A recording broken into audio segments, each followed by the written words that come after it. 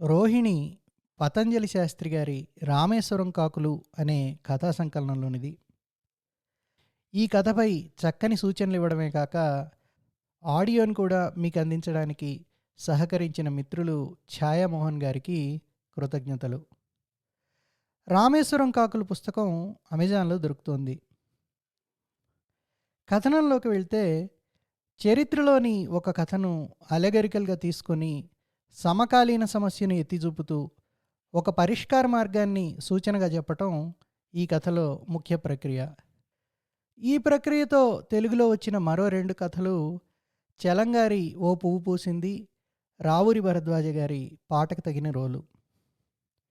కథలో ముఖ్యాంశం నదీ జలాల వివాదం. రోహిణీ నదీ జలాలపై శాక్య కోలీయుల వివాదం గురించి 2 కథనాలు ప్రచారంలో ఉన్నాయి.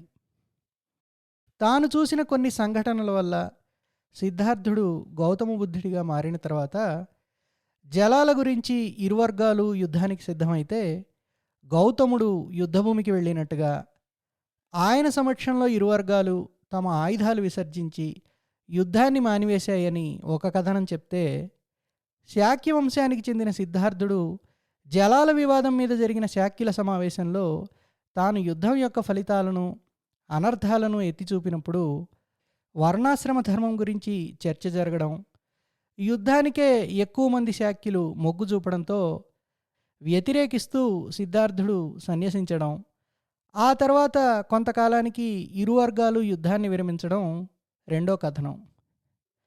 పతంజలి శాస్త్రి గారు రాసిన ఈ కథలోని విశేషం ఈ 2 కథనాలను సమన్వయం చేయడం.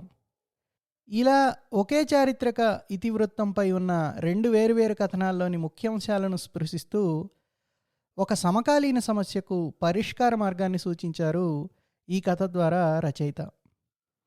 కథలోని సమస్య గురించే కాక, నేటి సమాజంలో ఉండే ఎన్నో ప్రధాన సమస్యలపై పరిష్కారం దిశగా గౌతముని వాక్యాలను ఎన్నుకొని కథలో భాగంగా మనకు అందించడం శాస్త్రి గారి రచనా ప్రతిభకు ఒక నిదర్శనం. ఏ సమస్య పరిష్కారానికైనా సరైన దృక్పథం, సమస్య పరిమితులు అర్థం చేసుకోవడం ముఖ్యమన్న విషయం కథ మనకు తెలియజెప్తుంది. కథలో భాగంగానే ఈనాటి సామాజిక వర్గీకరణను సూచిస్తూ పాలక, వ్యాపార, శ్రామిక వర్గాలకు ఉండవలసిన సరైన దృక్పథం గురించి, వారికి సమాజం పట్ల ఉండవలసిన బాధ్యత గురించి కూడా చర్చించడం జరుగుతుంది. కథ చివరి అంకం అంతా గౌతమ బుద్ధుడి ఆశ్రమంలో జరగడం, చర్చలకు కావలసిన వాతావరణం ప్రాధాన్యతను గురించి రచయిత చెప్పినట్టుగా ఉంటుంది. అదేవిధంగా రోహిణీ నదిని వర్ణించేటప్పుడు కథలో రాబోయే సందర్భం గురించి సూచిస్తున్నట్టుగా ఉంటుంది. కథలో ముఖ్యంగా గమనించవలసింది గౌతమ బుద్ధుడు పలికిన వాక్యాలు, ఇంకా ఆయన సమక్షంలో శ్రోతలు పొందే అనుభూతిని గురించి రచయిత వర్ణన. కథలోని ముఖ్య సన్నివేశాలలో తటస్థపడే నెమలి బౌద్ధ మతస్థుల నమ్మకం ప్రకారం విశాల హృదయానికి, పవిత్రతకు, అంగీకారానికి చిహ్నం. అలాగే రోహిణీ నది వివాదం మన దేశంలో కావేరీ జలాల సమస్య, పాలస్తీనా ప్రాంత వ్యవహారాలు, అక్కడి జోర్డాన్ నది వినాశనం మనకు గుర్తుకు తెస్తుంది. ఈ కథ ఆడియో రూపంలో సుప్రసిద్ధ రేడియో ఆర్టిస్ట్ శ్రీమతి శారదా శ్రీనివాసన్ గారి గళాన మీరు వినవచ్చు. రోహిణీ నది సంధ్యా సమయంలో శాస్త భుజం మీద నుంచి జారిన కాషాయాంబరంలా ఉంది. ఇప్పటి పరిస్థితి విషమిస్తే ఇరుపక్షాల రక్తంతో రోహిణికి రక్తపు జీర పడుతుందనుకున్నాడు ఉపాలి. ఉపాలి భిక్షు అంతకుముందే నదిలో స్నానించి బట్టలు పిండుకొని ఒడ్డుకు చేరి మంద్రంగా ప్రవహిస్తున్న నదిని చూస్తూ అలా అనుకున్నాడు. ఎగువ నుంచి ఒడ్డుకు సమీపంగా పొడవాటి గెడ సాయంతో వంపు తిరుగుతోంది పడవ. అలా చూస్తూ ఉండిపోయాడు ఉపాలి. మనోహరమైన సంధ్యగాలి అలలు ఉపాలి శరీరాన్ని, మనస్సుని మృదువుగా తాకి వెళ్ళిపోతున్నాయి. ఈవలివైపు ఆమ్రవన విహారం చేరిన కొద్ది దినాల నుంచి ఈ నదిని చూసినప్పుడల్లా, కంఠం వరకు మునిగినప్పుడల్లా తన నుంచి తాను వేరుపడి ఆవల బాల్యం గడిపిన అస్పష్టమైన శాక్యసీమను చూశాడతను. అక్కడే ఒక రాకుమారుడు ఉదయకాంతిలోకి గుర్రం మీద వెళ్ళిపోవడం కూడా జ్ఞాపకం వస్తుంది. ఈ నది వేరు, ఆ నది వేరు. అతని పెదాల్ని దాటి చిరునవ్వు వెలువడింది. సూర్యుడు, ఎర్రబారిన నది అనేక దినాలుగా నది కావలా ఈవలా రాజుకున్న ఆగ్రహావేశాల్ని తలపిస్తున్నాయి. ఉపాలితో పాటు స్నానం చేసిన భిక్షువులు అప్పటికే విహారం వైపు నడిచి వెళ్ళిపోయారు. సంధ్యా సమయంలో నీడల్లా దూరంగా కనిపిస్తున్నారు. ఉపాలి భిక్షు మనసులో చిన్న కలవరం కూడా లేకపోలేదు. ఆ దినం ఉదయమే ఆనందుణ్ణి అడిగాడు, భంతే, ఆవలి తీరం భగవానుడి పుట్టుక వలన పునీతమైంది, ఈవల వారి నివాసం వలన పవిత్రమైంది. మరి ఈ కోలీయులు శాక్యులు రక్తం చిందించడానికి ఎందుకు ఆయత్తమవుతున్నారు? దీర్ఘంగా ఉపాలి వైపు చూస్తూ అన్నాడు ఆనందుడు. అవిద్య అత్యంత కఠినమైన స్థితి. అగ్నికి గాలివలే కాపీర్ణం, ఆగ్రహం మనుషుల బుద్ధిని బూడిద చేస్తాయి. వర్షాన్ని కలుపుకుంటేనే నది అవుతుంది. శాస్త్ర ధర్మోపదేశం వినడం వేరు, శ్రోతాపత్తి ఫలాన్ని పొందడం వేరు అని నీకు తెలిసిందేగా. తలలు పగలు కొట్టుకోవాలనే వారి ఉత్సాహం నాకు ఆశ్చర్యం అనిపిస్తుంది. పొగరుబోతు ఏనుగు తథాగతుని ముందు మోకరిల్లింది. శుద్ధోదన మహారాజు మౌన సందేశాలు మాత్రమే పంపుతున్నాడనుకుంటాను, నవ్వి ఆనందుడన్నాడు.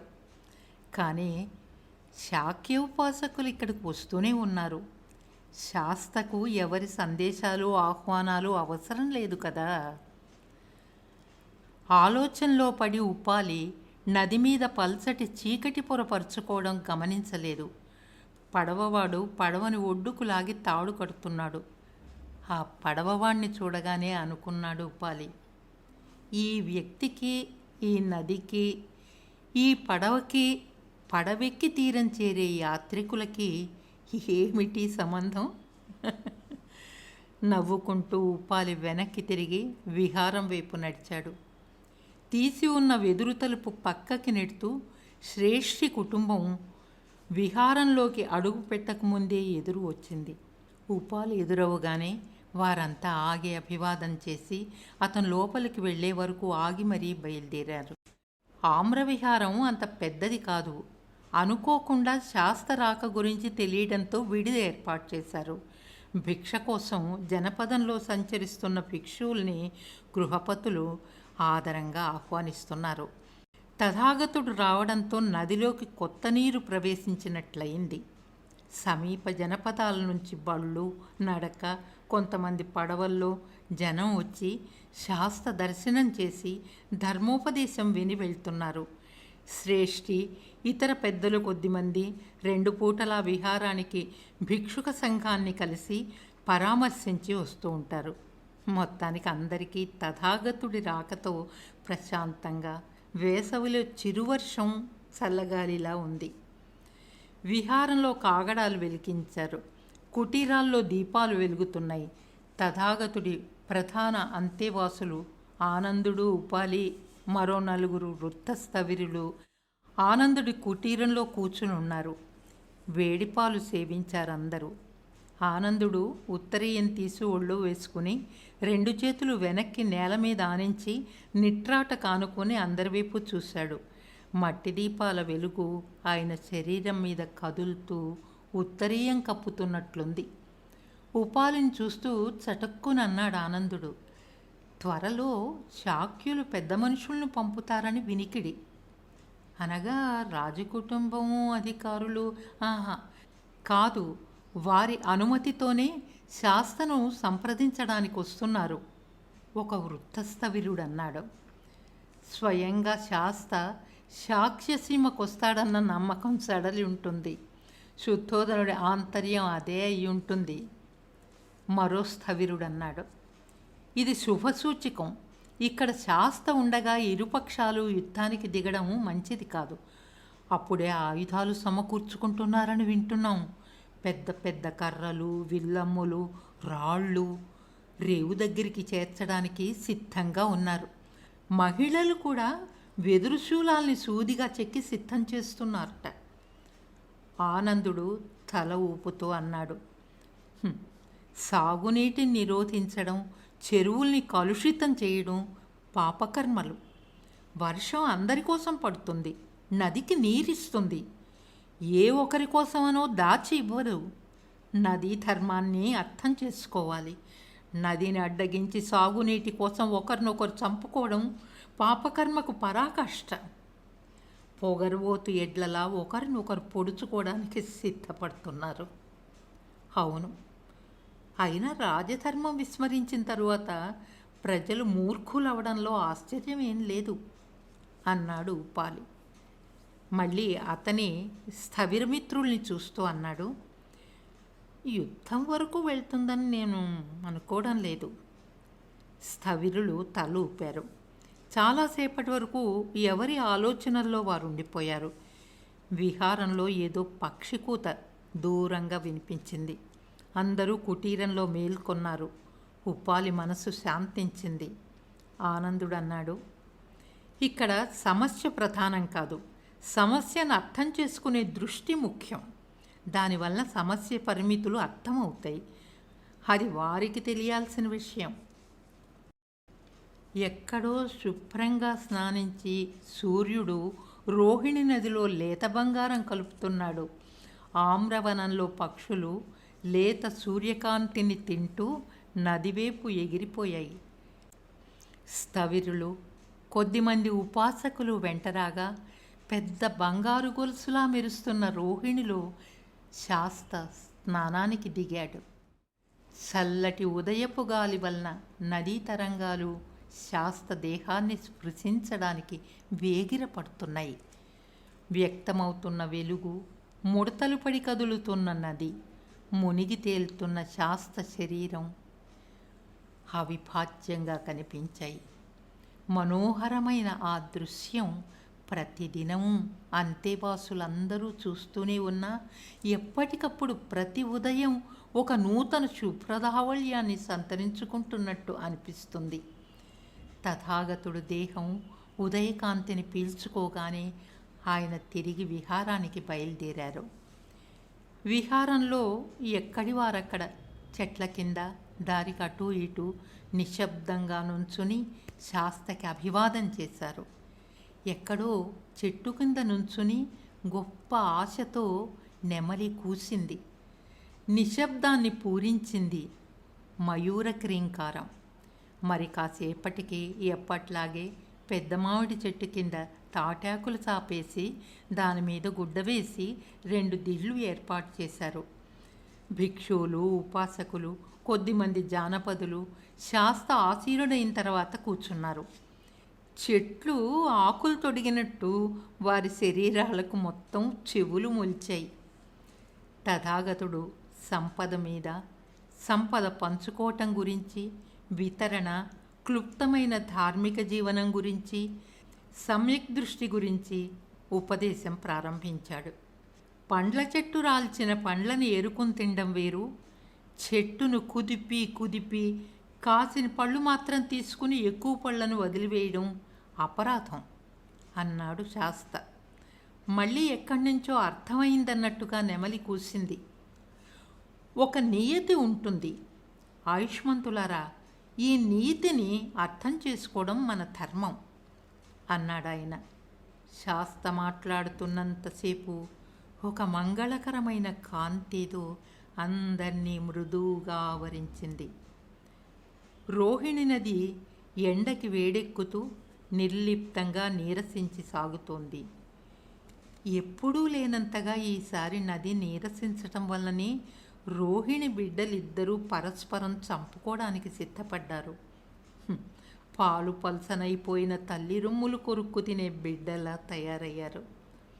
రోహిణి శాక్య కోలీయుల రాజ్యాన్ని విడతీస్తూ వెళ్తుంది, లేదా ఇరువురికి మధ్యగా వెళుతోంది.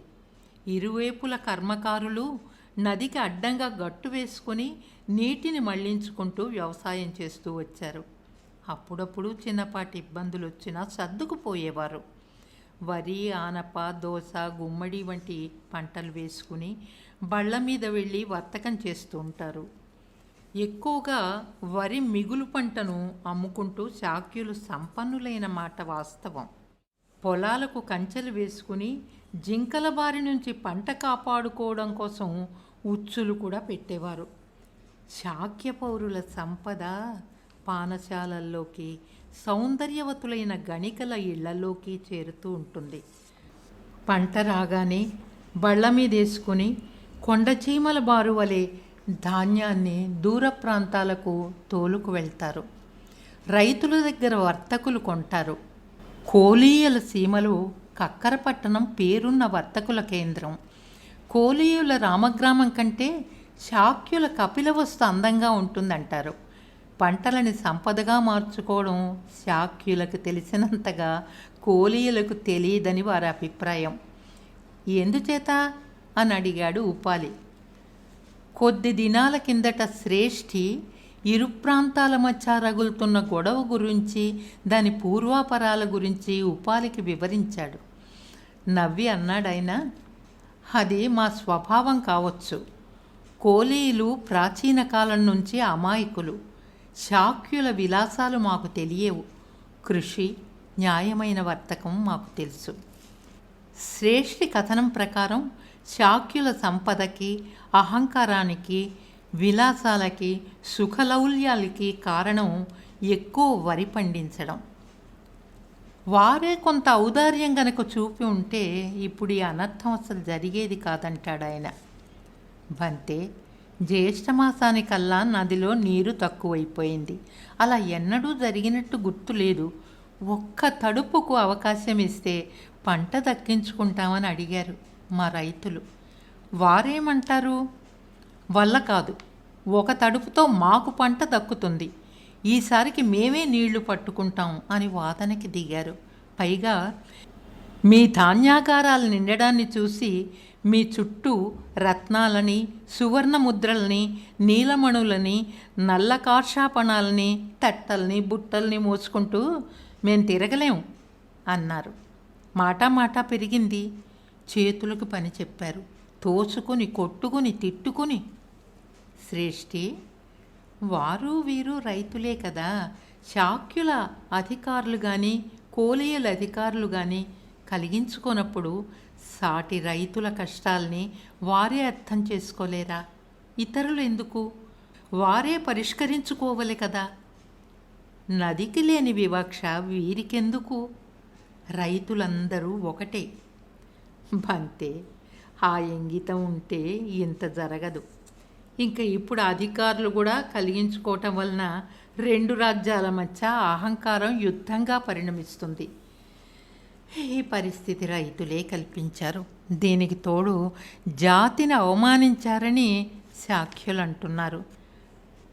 జాతికేం అపకారం జరిగిందట? శ్రేష్ఠి గాఢంగా నిట్టూర్చాడు. వెంటనే ఏమీ అనలేక కిటికీలోంచి బయటికి చూశాడాయన. అక్కడ భిక్షువులు నలుగురు బట్టలకి కాషాయ రంగు అద్దుకోవడం కనిపించింది. రంగు వేసిన వస్త్రాలు ఆరుతున్నాయి. ఉపాలి ఆయన వైపే చూస్తున్నాడు.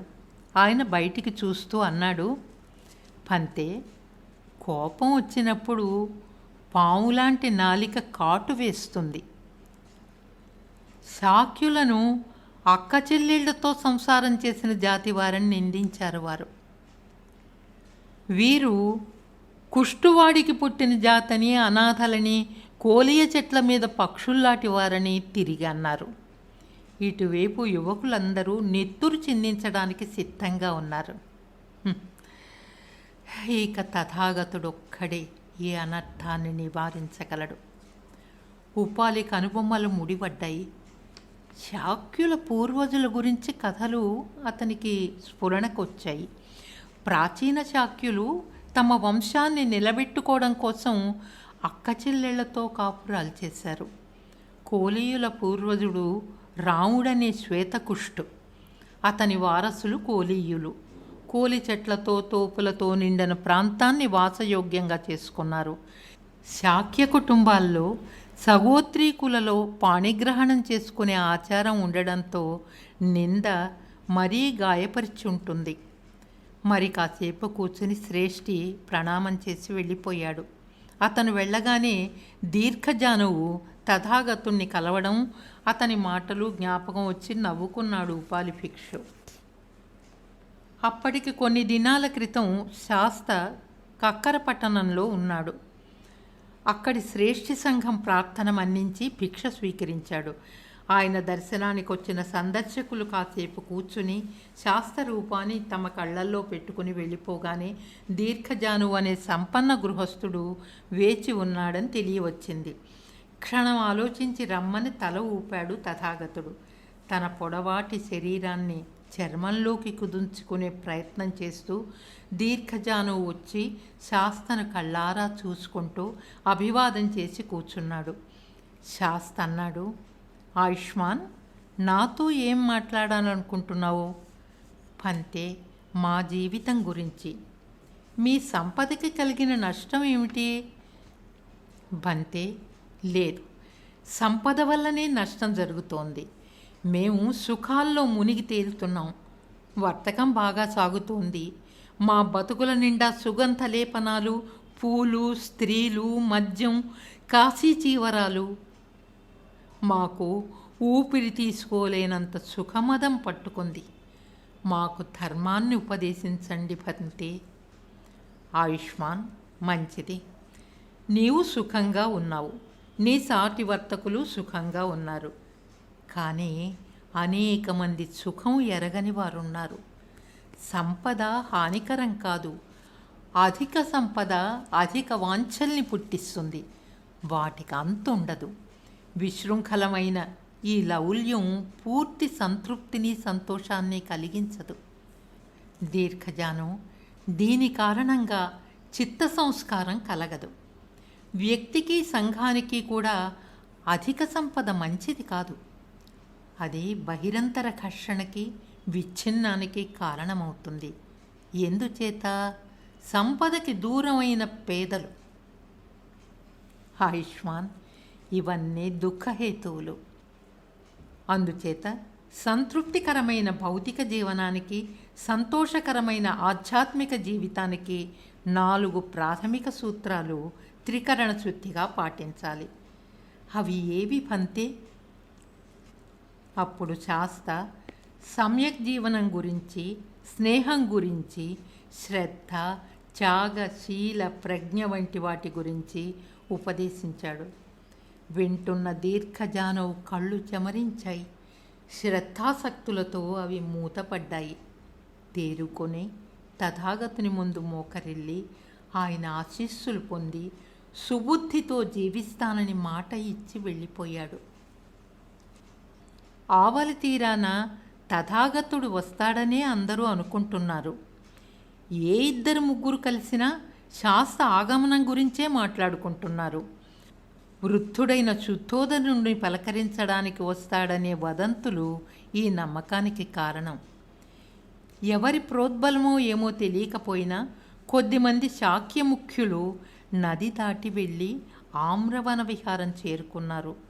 వారి గురించి తెలుసుకుని భిక్షువులు ఆనందుడికి వివరించారు. ఆనందుడు తథాగతుడి కుటీరం చేరుకోగానే బయటికి వస్తున్న ఉప్పాలి ఎదురయ్యాడు. ఇద్దరూ లోపలికి ప్రవేశించారు. పంతే, శాక్యముఖ్యులు మీ దర్శనం కోసం వచ్చారు. అలాగే రమ్మని చెప్పు. శాస్త్ర ఉపాలి వైపు చూసి చిరునవ్వు నవ్వాడు. కొద్ది క్షణాల తర్వాత 4 పెద్దలు లోపలికొచ్చి తథాగతుడికి ప్రణామం చేశాక అందరూ ఆశీస్సులైనారు. శాస్త్ర దర్శన ప్రభావం వారి కళ్ళలో స్పష్టంగా కనిపిస్తోంది. ఆయన ఏమీ మాట్లాడలేదు. చివరికి 4 ఒక వృద్ధుడు అన్నాడు, బంతే, విషయం మీకు తెలియంది కాదు. మేమంతా. ఏ విషయం? తటపటాయించి అన్నాడతడు. శాక్య కర్మకారులు, కోలియ కర్మకారులు ఘర్షణకు దిగారు. సంయమనం కోల్పోయి యుద్ధ పరిస్థితులు కల్పించారు. నేనేం చేయగలను? అది వారి సమస్య. మరి సంయమనం కోల్పోని వారేం చేస్తున్నారు? శాక్య పెద్ద గొంతులో చిన్న మావిట్టెంక అడ్డుపడింది. పంతే, పరిస్థితి చేతులు దాటిపోయింది. ఇది మా ప్రార్థన. మీరు వారించగలరు. వారిని ధర్మ మార్గంలో పెట్టమని మా కోరిక. శాస్త చిరునవ్వు నవ్వి అన్నారు, సమస్యను అర్థం చేసుకుని పరిష్కరించడానికి స్థూల దృష్టి, నిరాపేక్ష, ఔదార్యం ఉండాలి. పెద్దలారా, ఈ లక్షణాలు రాజ్యాధికారులకు ఉండాలి. వారేం చేస్తున్నారు? పంతే, అందరూ ఆవేశంతో ఆలోచించడం మానివేశారు. అబద్ధాలు ప్రచారం అయ్యి వాస్తవాలుగా మారిపోతున్నాయి. మంచిది, ధర్మానుసరణమే మంచిదని మీ ఏలికకు చెప్పండి. ఏలికనగానే అతనికి వాగ్బంధం అయిపోయింది. మాట్లాడలేక ఊరుకున్నాడు. వచ్చిన వారిలో ఒకడు సాహసించి శాస్త్రవైపు సూటిగా చూస్తూ అనగలిగాడు, పంతే, మన్నించండి. శాక్యులు మీ స్వజనులు. శాక్యరాజు అన్యుడు కాదు, మీ కన్న తండ్రి. ఘర్షణ వారించడం మీ బాధ్యతని కూడా మేం భావిస్తున్నాం. తథాగతుడు అతగాడి మాటలు వింటూ కళ్ళు మూసుకున్నాడు. ఓ క్షణం తరువాత కళ్ళు తెరిచి ప్రశాంతంగా అందరి వైపు చూస్తూ అన్నాడు ఆయన, మీరు ఎవరి గురించి అంటున్నారు? బంధాలు తెంచుకుని రాజకుటుంబం విడిన రాజకుమారుడు వేరు, అతనిప్పుడు లేడు. అంచేత శుద్ధోదనుడు అతనికి తండ్రి కాదు. బంధాలు లేనందువలన అతనికి స్వజనులు లేరు. నేను వేరు. నేను వేరు కావడం వలన నాకు ఎటువంటి బాధ్యతలు ఉండవు. ఆనందుడు, ఉపాలి ఆగంతకుల వైపే చూస్తూ మౌనంగా ఉండిపోయారు. ఆగంతక బృందానికి నెత్తిమీద గుమ్మడికాయ పడినట్టు జరిగిన పొరపాటు అర్థమైంది. తలలుంచుకొని కాసేపు మాటల్ని మర్చిపోయి నోట్లో నాలిక ఉందనే స్పృహ పోగొట్టుకున్నారు. మీరు వెళ్ళిరండి. మీరు చెప్పిన కారణం వల్ల నేను నిర్ణయం తీసుకోలేను. మంచి చెడులు ప్రజలకు చెప్పడం, నిజం చెప్పడం రాజు బాధ్యత. అది రాజు ధర్మం. మధ్యలో ఏరుండగా ఇరువైపుల రైతులు యుద్ధానికి దిగడం రాజు అసమర్థత, బాధ్యత రాహిత్యాలదే కారణం. రైతుల స్వార్థం కారణం. పెద్దలారా, మీకు శుభం కలుగుగాక. శాస్త్రవాక్కులు పరిమళభరితమైన పూలు వెదజల్లిన చిరు చినుకుల్లా ఉన్నాయి. ఆస్వాదించి కళ్ళలో కృతజ్ఞతాభావం మెరుస్తుండగా ఆయనకి మోకరిల్లి మాట్లాడకుండా వెళ్ళిపోయారు శాక్య పెద్దలు. ఆనంద, వారితో మాట్లాడిన తరువాత దాహం వేస్తున్నది. ఉపాలి నవ్వాడు. ఆనందుడు చిన్న సొరకాయతో నీరందించాడు. గటగట తాగి కళ్ళు మూసుకున్నాడు తథాగతుడు. ఉపాలి అర్థవంతంగా తల ఊపాడు. చటుక్కున కళ్ళు తెరిచి అన్నాడు శాస్త, శ్రేష్ఠికి చెప్పండి, రేపు కర్మకారుల్ని సమావేశపరచమని చెప్పండి. కాసేపటికి భోజనానికి కూర్చోబోతున్న శ్రేష్ఠికి ఈ వర్తమానం వెళ్ళింది. భోజనం అవ్వకుండానే అతని కడుపు నిండిపోయింది. ఇప్పుడు అందరి విస్తళ్లలో అన్నం నిండుగా ఉంటుంది అనుకున్నాడు అతను. మరునాడు విహారంలో చెట్ల చల్లటి నీడలో చెట్టికి కూర్చున్న నెమలి కనుసన్నల్లో అందరూ ఆసీనుడైనారు. ఇరుపక్షాల నుంచి పెద్దలు వచ్చి కూర్చున్నారు. ఒకరికొకరు దూరంగా కూర్చున్నారు. వారి ముఖం తిప్పుకుంటున్నారు. చల్లటి మావి నీడలు వారి వైషమ్యాలకు వెచ్చపడుతున్నట్లు అనిపిస్తోంది. చెట్టు కింద ఉన్నతాసనం పరిచుంది. అందరూ నిశ్శబ్దంగా తథాగతుడి రాక కోసం నిరీక్షిస్తున్నారు. ఆనందుడు, ఉపాలి, ఇతర స్థవిరులు వెంట నడుస్తుండగా తథాగతుడు అటు వేగంగానూ ఇటు మెల్లగానూ కాకుండా ఆయన పాదాలే ఏదో లక్ష్యం వైపు నడుస్తున్నట్లుగా కాలిబాటలో వంపు తిరుగుతూ కనిపించాడు. ఆయన కనిపించగానే ముందు నెమలి కూసింది. అందరూ లేచి నుంచున్నారు. తథాగతుడు కూర్చుని తలెత్తి కొమ్మ మీద కూర్చున్న నెమలిని చూస్తూ ఉండిపోయాడు. ఆవలి తీరం నుంచి వచ్చిన శాక్యులు తథాగతుణ్ణి చూసెరగరు. ఒకరిద్దరు ఆయన్ని రాకుమారుడిగా చూసిన వారున్నారు. అందరినీ ఒకసారి పరికించి చూశాడు శాస్త్ర. ఆయన చూపు పడినంత మేర అందరి మనసుల్లో లేత సూర్యకాంతి ఏదో చొరబడిన అనుభూతి కలిగింది. కొంచెం భుజాల దగ్గర వంగి సన్నగా చామంచాయలో దరిదాపు నెరిసిపోయిన గడ్డంతో తథాగతుడు చిరునవ్వు నవ్వాడు. నిజానికి ఆయన దృష్టి ఎవరి మీద లేదు. అందర్నీ చూపులతో కలియతిప్పుతున్నా ఎవరినీ చూడ్డం లేదాయన. ఆనందుడు చెయ్యి ఊపగానే ముందు కోలియ శ్రేష్ఠి లేచి నీరు లేక ఎండిపోతున్న పంట గురించి, దాని వలన జరిగే నష్టం గురించి వివరించాడు. శ్రేష్ఠి లోకజ్ఞుడు. ఎక్కువ మాట్లాడకుండా, శాఖ్యులను నిందించకుండా తమ అవసరం గురించి మాత్రమే మాట్లాడాడు. ఆయన కూర్చోగానే శాఖ్యుల పక్షాన ఒక వృత్తరైతు లేచి మాట్లాడాడు. చెట్టు మీద నెమలి మెడసాచి అందరి మాటలు వింటోంది. మధ్యలో శాస్త్ర తలెత్తి దాన్ని చూస్తూనే ఉన్నాడు. తరువాత మరో ఇద్దరు మాట్లాడి చిన్న రైతుల కష్టాల్ని వివరించారు. అప్పటికింక ఎవరికీ మాట్లాడేందుకు ఏమీ కనిపించలేదు. అప్పటికే వారి మాటల్లో పౌరుషం అంతా కరిగిపోయింది. నిశ్శబ్దం అలుముకొంది. అందరి తలల మించి దృష్టి సారించిన శాస్త్ర నిశ్శబ్దాన్ని చూస్తున్నట్లుగా ఉంది. ఆయన మాట్లాడడం ప్రారంభించారు. నేను మీ సమస్యకి పరిష్కారం చూపిస్తానని ఎవ్వరికీ మాట ఇవ్వలేదు. సమస్యలు పరిష్కరించడం నా పని కాదు. వాటిని ఎలా చూడాలో మాత్రమే చెప్పగలను. మీ సమస్య, దాని పరిష్కారం మీ అందరికీ తెలుసు. సమస్య తెలుసునని మీరు అంగీకరించారు, కానీ పరిష్కారాన్ని మీరు గుర్తించరు. ఆయుష్మంతులారా, మిమ్మల్ని రప్పించిన కారణం చెప్తాను. నేను మీకు న్యాయం చెయ్యను, అది మీకే విడిచిపెడుతూ ధర్మ మార్గాన్ని మాత్రం సూచించగలను. మీకు అధికారుల శాసనం అవసరం లేదు. మిమ్మల్ని మీరు ప్రశ్నించుకోండి. మీ మనసు మీరు తెలుసుకున్నారా? ఆ ఎరుకుతో ఆలోచించండి. ఆయుష్మంతులారా, అశాంతి ఎప్పుడు ప్రబలుతున్నది? పేదలు నీటికి, అన్నానికి దూరమైన వారున్నప్పుడు సంఘం సుఖంగా ఉండదు. మంచి జరగవలసిన వారికి మంచి జరగనప్పుడు ఘర్షణ ఏర్పడుతుంది. దీన్ని గుర్తించడానికి ఎరుక అవసరం.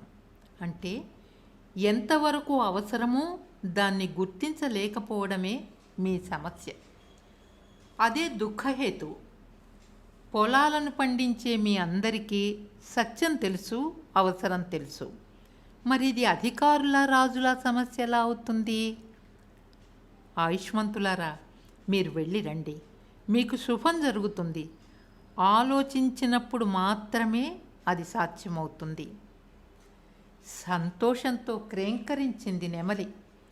తథాగతుడు నెమల్ని చూస్తూ చెయ్యి ఊపాడు. అది అవతలి వైపుకు చెంగుని దూకి వేగంగా వెళ్ళిపోయింది. ఆయన ఇంక ఎవ్వరినీ చూడలేదు. మెల్లిగా ఆసనం మించి లేచాడు. శాస్త్ర వెళ్ళిపోయినా ఎవరూ లేవలేదు. ఒక భారరహిత స్థితిలో ఉన్నట్లుగా అనిపించింది. ఇరుపక్షాల వారికి చిత్రమైన బాధ కలిగింది. అనుకోకుండా ఒకరినొకరు చూసుకున్నారు. వారి మనసుల్లో జలవూరినట్లు స్నేహభావం చెమరించింది. లేచి ఒకరి చేతులు ఒకరు పట్టుకొని విహారద్వారం వైపు నడిచారు.